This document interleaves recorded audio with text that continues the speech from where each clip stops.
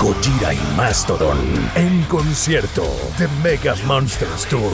Dos de las bandas de metal más grandes del mundo en Bogotá. 23 de noviembre en el Movistar Arena. Compra tu entrada en tuboleta.com.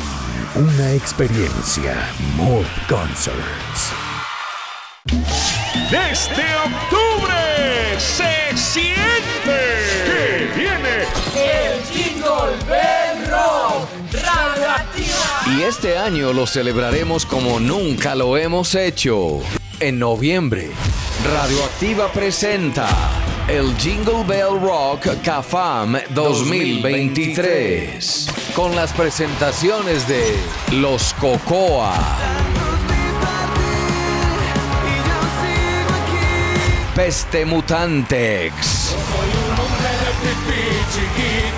Revólver Plateado,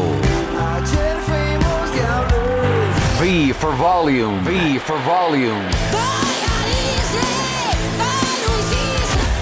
Eruca Sativa,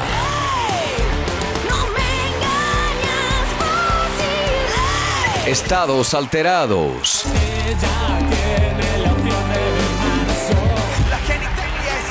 Genitalica, Animal,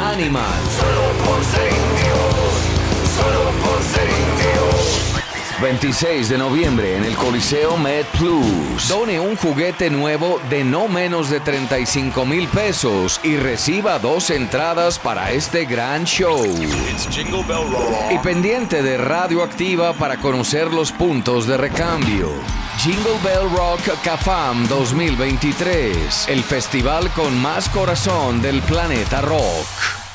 Fue el mejor concierto de mi vida. Claro, volvería a verlo 1000 veces. Nunca había visto un show de esta magnitud. Por última vez, Roger Waters en Colombia. La leyenda de Pink Floyd llega el 5 de diciembre al Coliseo Live con todos sus grandes éxitos y una producción sin precedentes. Compra tu entrada ahora en taquillalive.com. Presenta Move Concerts y CMN.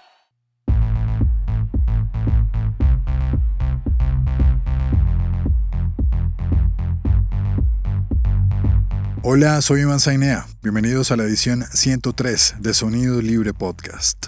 El invitado de hoy es uruguayo, una de las voces de la legendaria banda La Vela Puerca, agrupación con 27 años de trayectoria. Me refiero al señor Sebastián Cebolla Cebreiro, quien hace algunos días nos recibió desde su casa, vía Zoom, para charlar de los inicios de la banda y del contexto en donde nació la agrupación, de cómo fue el trabajo con los productores Gustavo Santaolalla y luego con Juan Campodónico, los dos de los más importantes de Latinoamérica y fundadores de Bajo Fondo, del más reciente álbum de La Vela, titulado Discopático, el feat con Andrea Echeverry de Aterciopelados en el tema Tormenta y el trabajo con el rapero Arquero en el tema La Pastilla, así como el último lanzamiento de la banda que cuenta con la colaboración de Dr. Shenka del Panteón Rococó de México en una nueva versión del tema No Sé. También de lo que será la presentación de La Vela Puerca en nuestro país el próximo 19 de octubre en la ciudad de Bogotá en The Bonfire y el 20 de octubre en 20 Mission en la ciudad de Medellín. Entradas en eticket.com. Agradecimientos a Paola y Sofía Villar de Criteria Entertainment por hacer posible esta entrevista. En la edición 103 de Sonido Libre Podcast, desde Uruguay, Sebastián Cebolla Cebreiro de La Vela Puerca.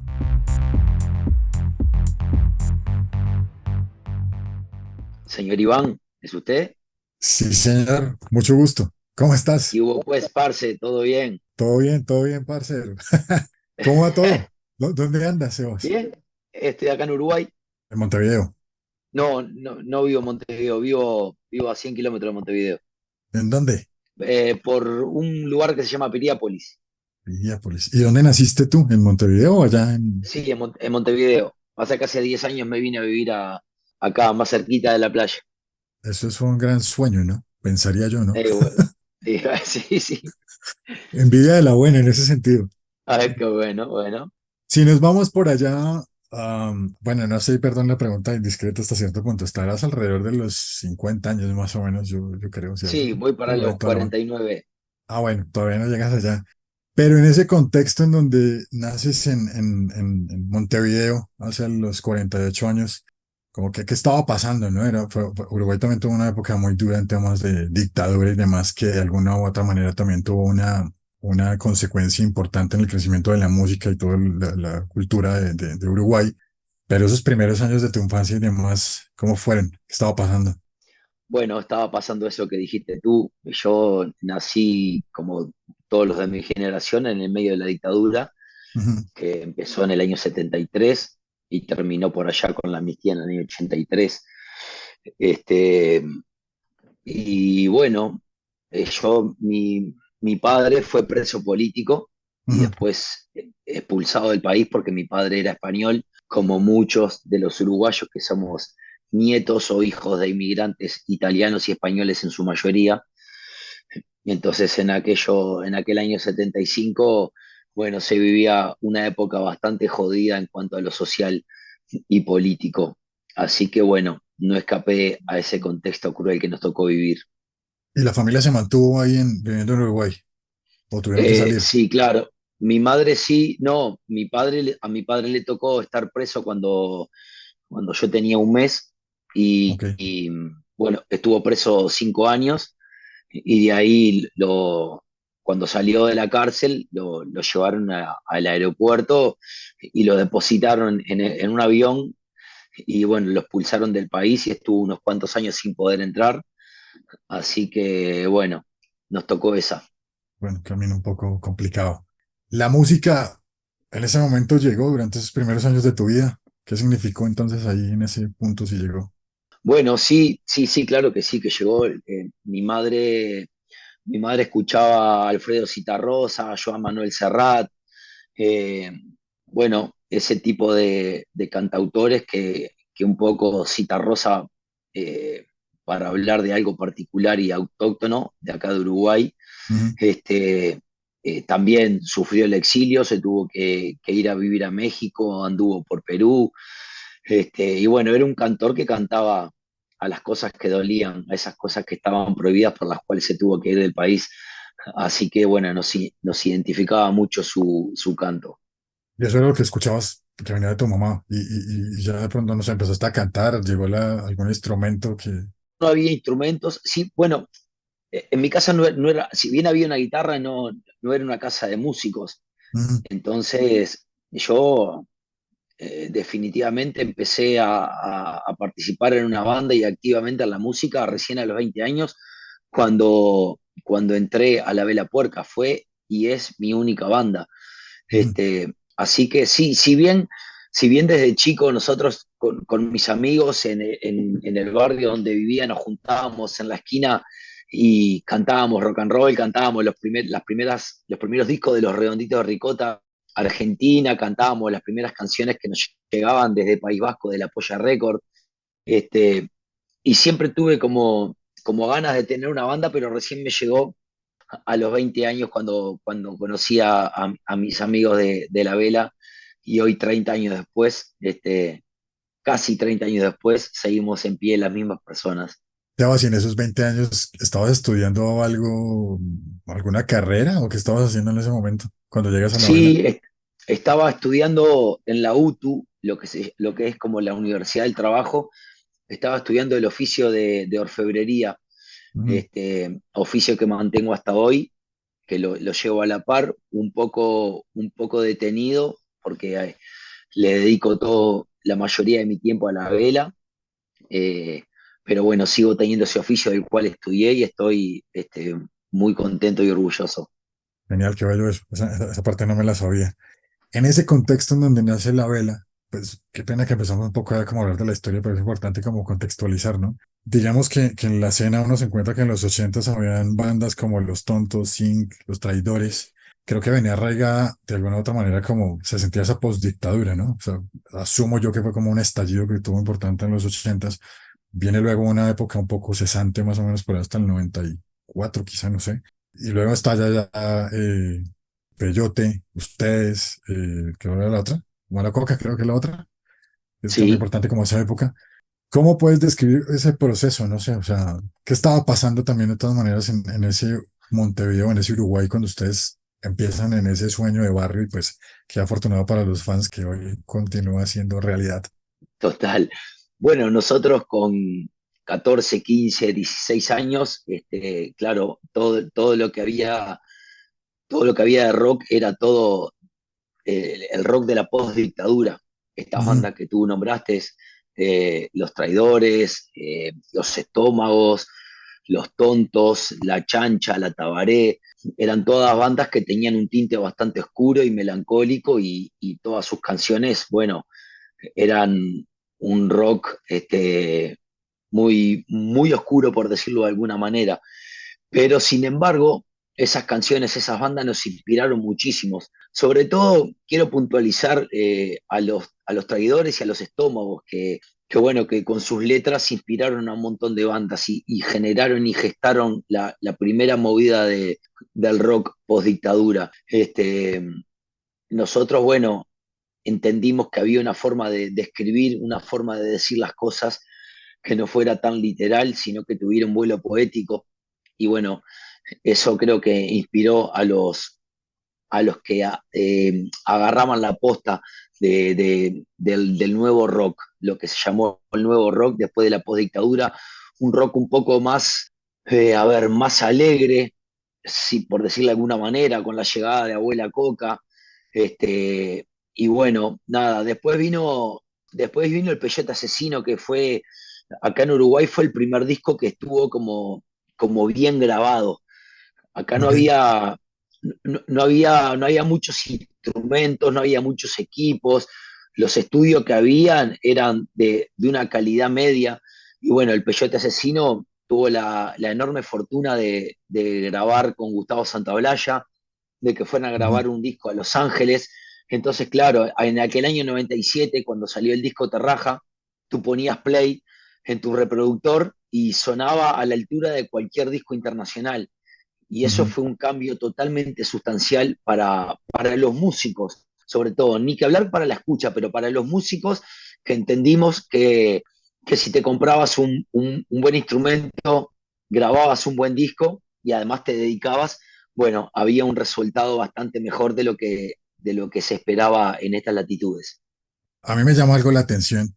Cuando estaba preparando la entrevista, ustedes hablaban y era, no sé, ahorita llegamos obviamente a este sonido 2022 con la última producción y cómo fue el proceso de composición, pero cómo habían canciones que salían de un solo acorde. O sea, ustedes no eran músicos, se reunían, uno escucha historias, por ejemplo, como, qué sé yo, los nuevos Cadillacs, que también son muy grandes, y pues empezaba como en un juego, ¿no? Pero una canción con un acorde, o sea, ¿cómo era Sí, ese proceso de composición en esa época?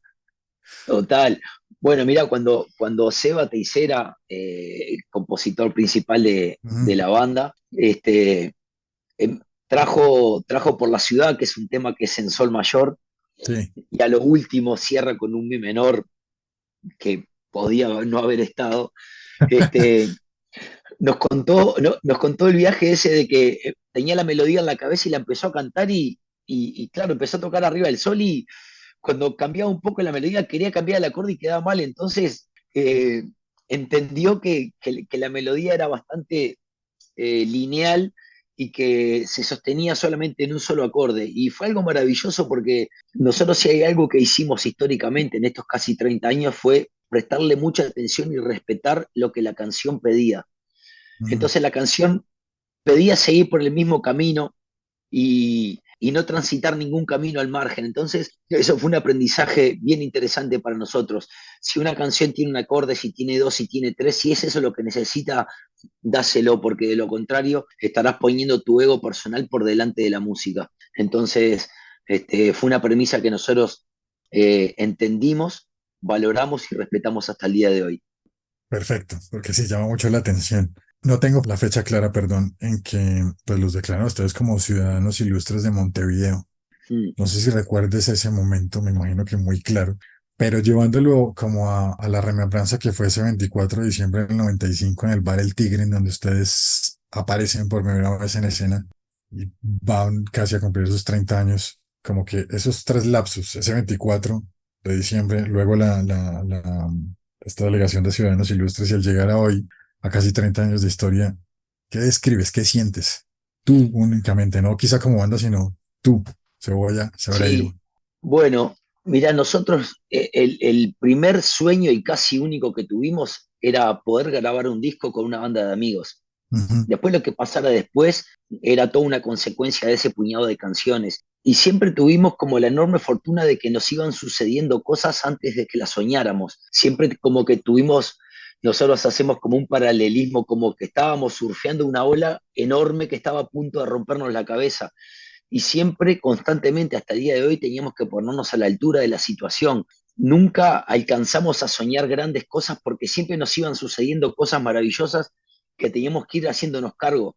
Entonces, fuimos descubriendo cómo teníamos que realizar nuestra historia.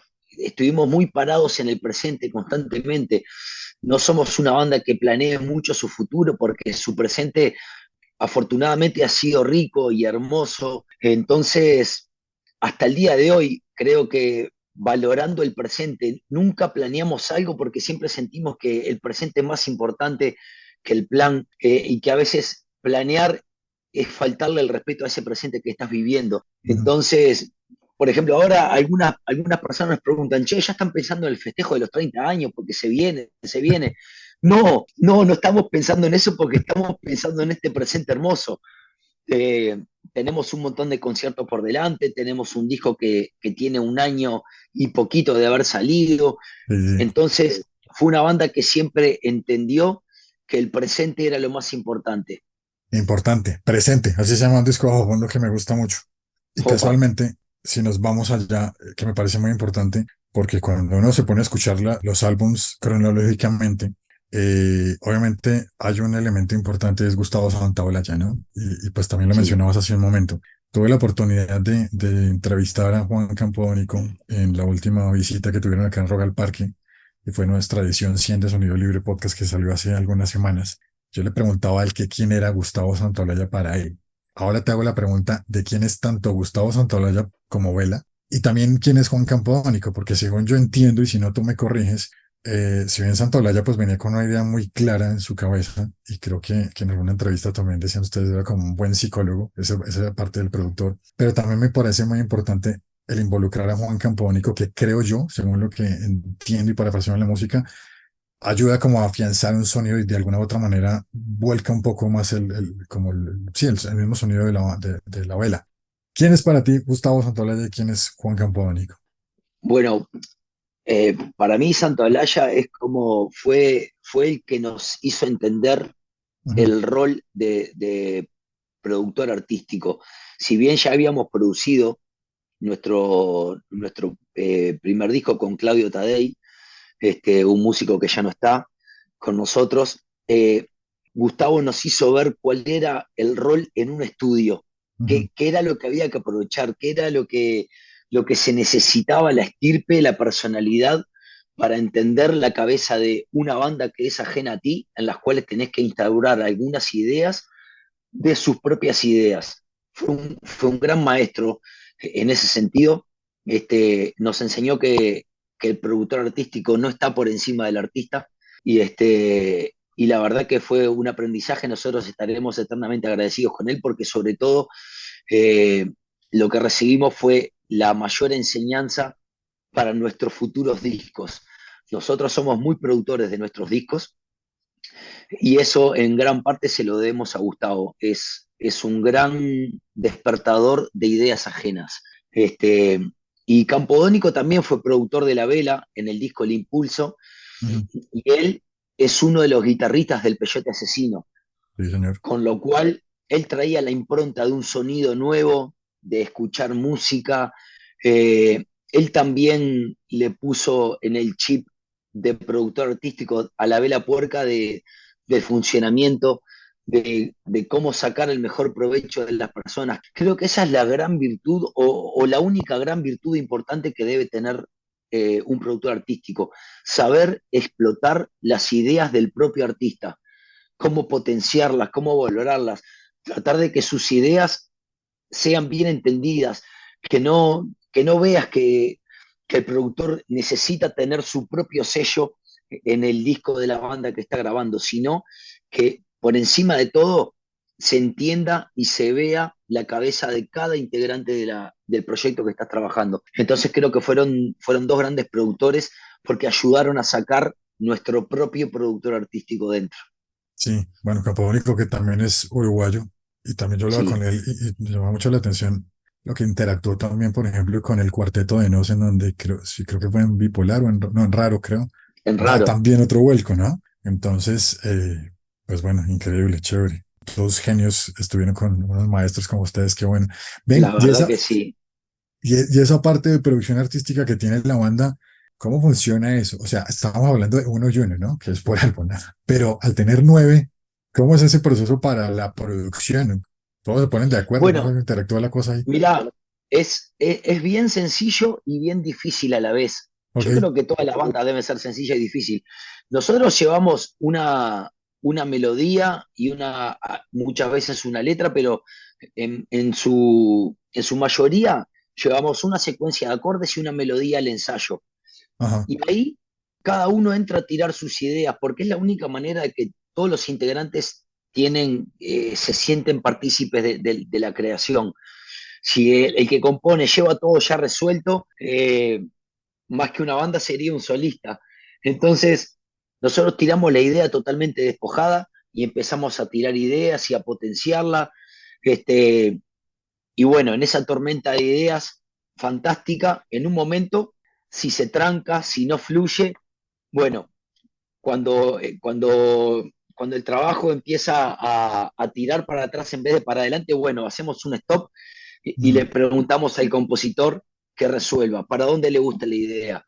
¿Más rockero, más tranquilo, más balada, más rifero? ¿Cómo ves la canción? Entonces ahí se destraba y sigue la rueda de ideas. Nosotros entendimos que para sentirte parte de una banda es muy necesario pasar por ese proceso porque vos grabás un disco, pero después lo tenés que tocar en vivo mm. toda la vida que te dure la banda, y todos se tienen que sentir representados. Por más de que a veces tus ideas no lleguen a quedar, pero sentiste que en el proceso también se escucharon tus ideas, y eso es fundamental. Qué buen trabajo en equipo. Sino que, claro, no dice nueve, cómo interactúan nueve personas y más para producir un álbum, ¿no? Pero genial. De Claro, hecho, cuando uno mira, hablando de discopático, ya ahí entrando un poco como en esos sonidos recientes, que ya cumple un año del álbum, ustedes describían que lo primero que se va a chocar era como llegar con la parte rítmica, más no con la melodía. De alguna u otra manera también cambió sí. un poco el proceso de la manera de componer de la banda para discopático. Sí, total. Bueno, como te dije recién, el Ajá, proceso histórico de la vela era una melodía, una secuencia de acordes, llevarlo a la banda, entender para qué lado musical sí, iba y ahí, con esa sensación que te generaba la música, escribir una letra. Esta vez fue a la inversa.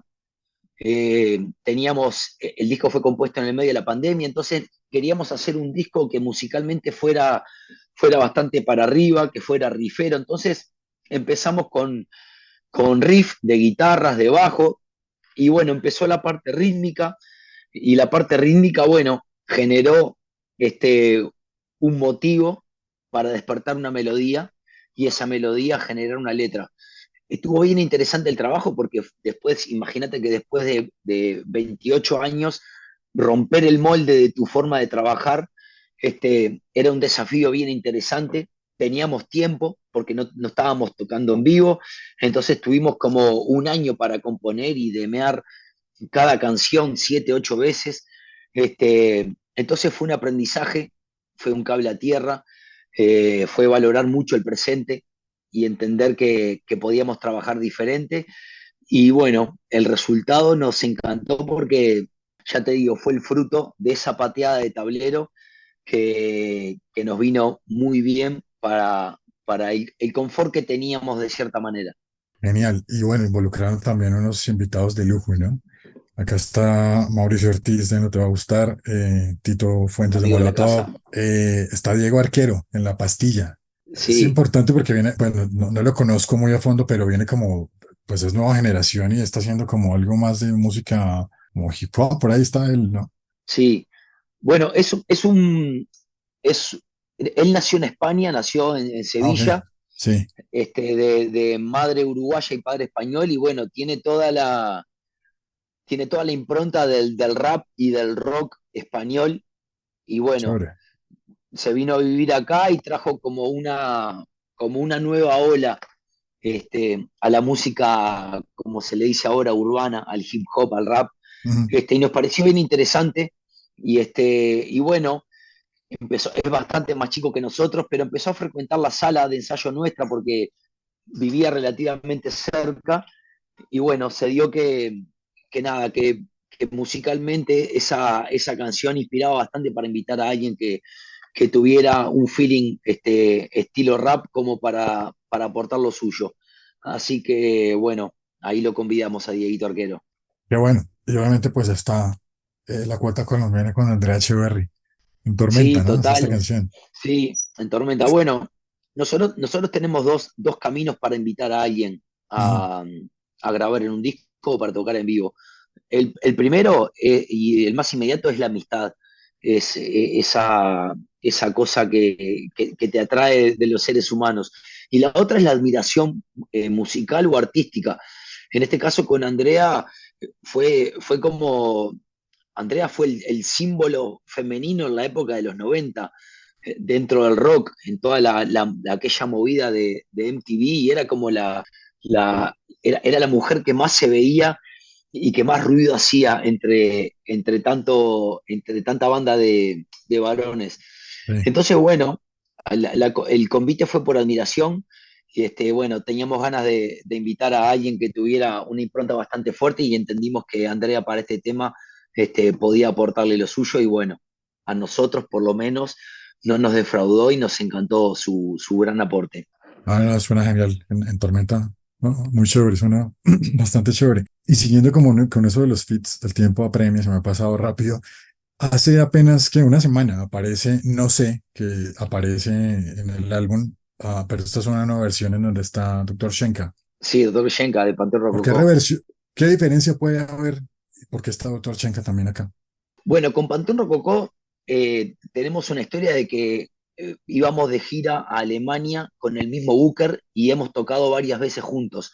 Mm, Este, y bueno, con muchos de ellos teníamos una relación y bueno, eh, nada, ahora el año pasado estuvimos en México y Seba estuvo con Yenka, estuvieron hablando y bueno, nosotros entendimos que estaba bueno darle un nuevo vuelco a esta canción. Este, y bueno, nos juntamos en un bar el año pasado con algunos de los músicos, nos quedamos tomando unas chelitas ahí, estuvimos hasta altas horas de la madrugada y bueno, entendimos que daba para compartir algo musical y como nosotros no teníamos pensado grabar nada nuevo todavía, se nos ocurrió la idea de reversionar, no no sé, sé. y se Ujú. lo propusimos a Yenka y le encantó la canción, así que fue bastante natural, no fue muy pensado ni premeditado, entonces nos pareció bien a nosotros, a él también, y bueno, sacamos una versión y le dimos un poco más de vida a Discopático. Oye, Alemania. ¿Qué tiene Alemania? ¿O cómo le puedes describir tú que la banda sea tan importante en la escena de Alemania? Bueno, nada, mirá, esta agencia de Booker que nos llevaba a Panteón Rococó, a nosotros, a un cuartito, a la abuela Coca, a un Ujú. montón de bandas de Latinoamérica, ellos entendieron que había un circuito de gente que quería escuchar música hispanoparlante. Ujú. Entonces, claro, había un montón de boliches, de barcitos en toda Alemania, que tenían ganas de que tocaran bandas latinas. Y bueno, ahí entramos desde el año 2003. Este año cumplimos 20 años de ir a Alemania. A lo primero fuimos con el prejuicio estúpido de que el alemán era una persona fría, que no iban a entender nada de nuestro idioma, y nos encontramos con gente muy amable, muy abierta, dispuesta a aprender, un montón de gente que sabía hablar español, mucha gente que hace intercambios estudiantiles.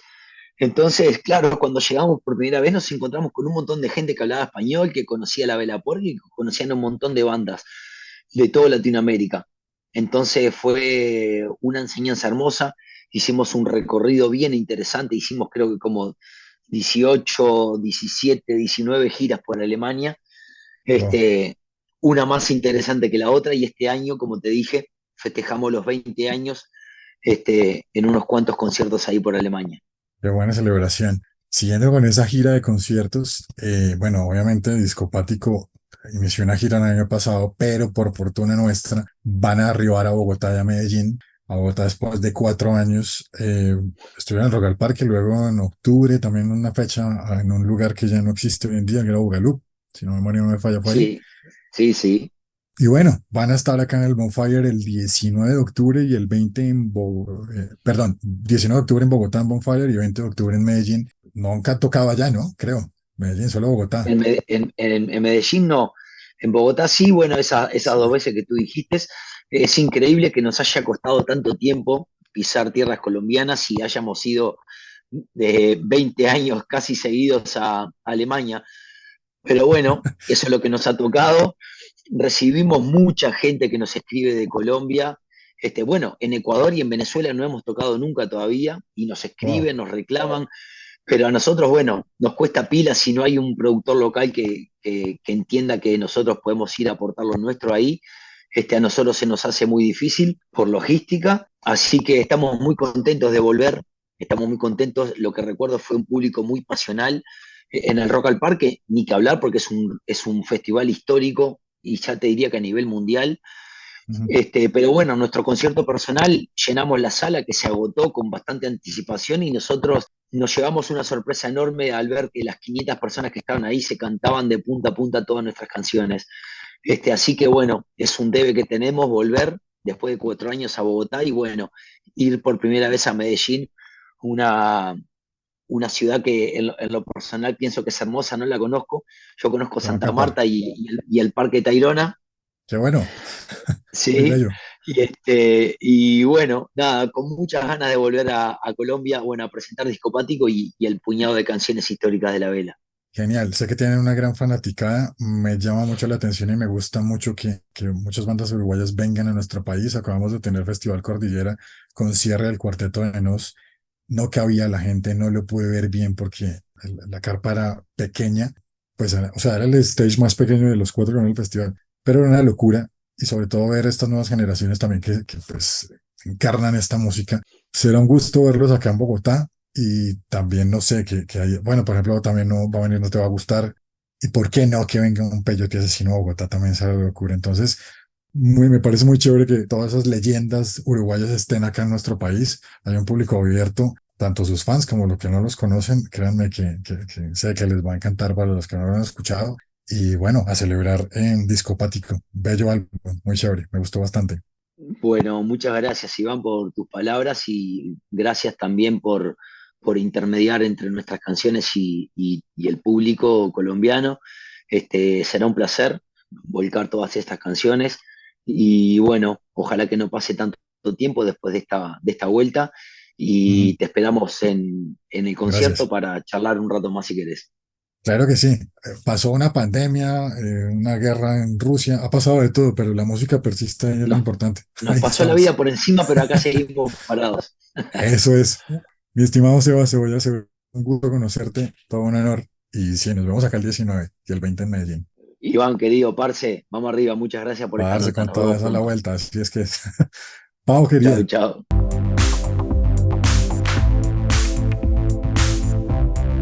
Gracias por llegar al final de esta audición. Amena charla con Sebastián Cebolla Cebreiro de La Vela Puerca. Recuerdan que La Vela se presentará el próximo 19 de octubre en la ciudad de Bogotá en The Bonfire y el 20 de octubre en 20 Mission en la ciudad de Medellín. Entradas en eticket.com. Soy Iván Zainea. Hasta una nueva edición de Sonido Libre Podcast. Gojira y Mastodon en concierto. The Mega Monsters Tour. 2 de las bandas de metal más grandes del mundo en Bogotá. 23 de noviembre en el Movistar Arena. Compra tu entrada en tuboleta.com. Una experiencia Mood Concerts. Desde octubre se siente que viene el Jingle Bell Rock Radioactiva. Y este año lo celebraremos como nunca lo hemos hecho. En noviembre, Radioactiva presenta el Jingle Bell Rock CAFAM 2023. con las presentaciones de Los Cocoa, Peste Mutantex, Revólver Plateado, V for Volume, V for Volume, Eruca Sativa,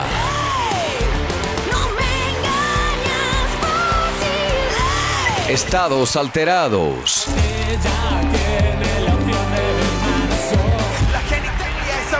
Genitalica,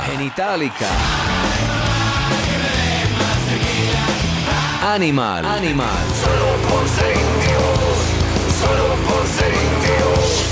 26 de noviembre en el Coliseo MedPlus. Done un juguete nuevo de no menos de 35,000 pesos y reciba 2 entradas para este gran show. Y pendiente de Radioactiva para conocer los puntos de recambio. Jingle Bell Rock CAFAM 2023, el festival con más corazón del planeta rock. Fue el mejor concierto de mi vida. Claro, volvería a verlo 1000 veces. Nunca había visto un show de esta magnitud. Por última vez, Roger Waters en Colombia. La leyenda de Pink Floyd llega el 5 de diciembre al Coliseo Live con todos sus grandes éxitos y una producción sin precedentes. Compra tu entrada ahora en taquillalive.com. Presenta Move Concerts y CMN.